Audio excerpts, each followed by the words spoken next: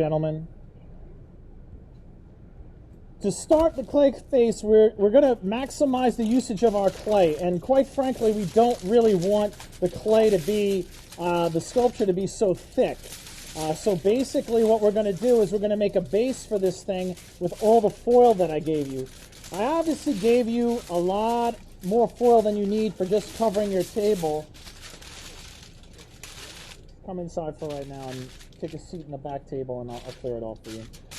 You have more sheets of foil than you actually need for this, for the original practices. What we're going to be doing with this stuff is we're going to take each sheet, and I want you basically to separate each sheet before we do this. But we're going to crumple all this stuff up and basically make it into a small face to begin with. I've given you, most of you, 8 to 10 sheets of foil, which is more than enough. And what I would say is start by just crumpling it up, each piece just a little bit, and then our job is to kind of push and mush this thing into an oval.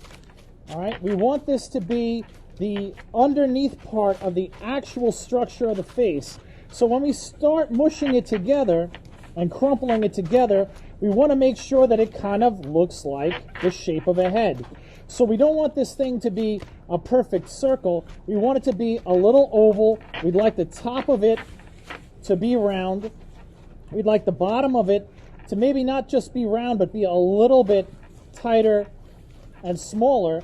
And then we can start just pushing the rest of this foil in together. I've pushed this down on the table so the back side of this is nice and flat. Again, just like we've done in before for things like the eye and making some of the other parts of the face, we want this to be a nice stable base that will sit on the table easily. So you're not making like a football out of this thing. What you're doing is you're making something that's flat on one side, and you can see how the top of this thing sort of rounds out a little bit thinner on the bottom part, which is going to be the mouth and the chin. If you look at it from this angle again, we're trying to keep everything sort of symmetrical. But we are going to smash all our tin foil together. Now, if you used up some of the tin foil or threw it out for whatever reason, in class I obviously can give you more of that. For those of you at home, I picked tin foil because I figured it might be something that you probably have at home anyway. So if you feel like yours is a little too small or you need more foil, what I will tell you is this thing should be a little bit bigger than your fist or around the size of your fist. You don't want to make it too small because that'll require us using more clay, and I don't want you guys to have to work really tiny on this first one. It really takes you just a couple minutes to do. Once you have it in this form, and again, flat on one side, round on the other, you see how like the top part, which is going to be the forehead, bulges out a little bit more from me than the bottom does. You can see if I look at it this side, it's still nice and round, and for the most part, symmetrical. The last thing you're going to do is you're going to look at, from the top to the bottom, you're going to kind of look where halfway is, the middle part of this thing, and you're going to press in a little bit. Okay? You're going to make a little bit of an indent. That little indent is going to be basically where the eyes go. And you don't have to press in too deep. You can see what I've done over here.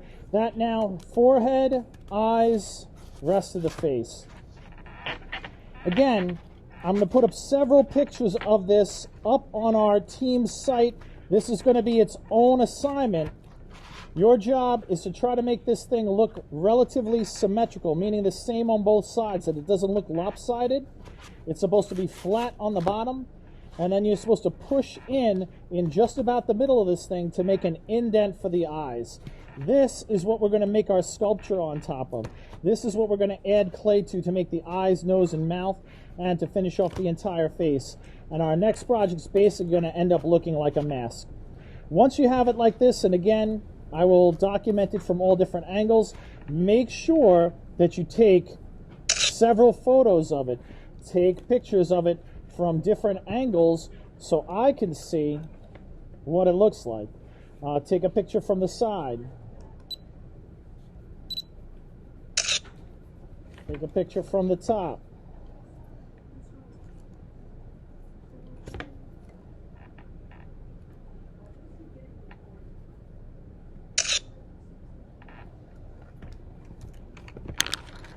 picture from the bottom. And just again, make sure that the entire thing is relatively symmetrical looking. And if you want to add a little more foil to it, you can always add from your own kitchen pantry. But it should look basically almost like a potato with a little bit of an indent in the middle for the eyes. All right.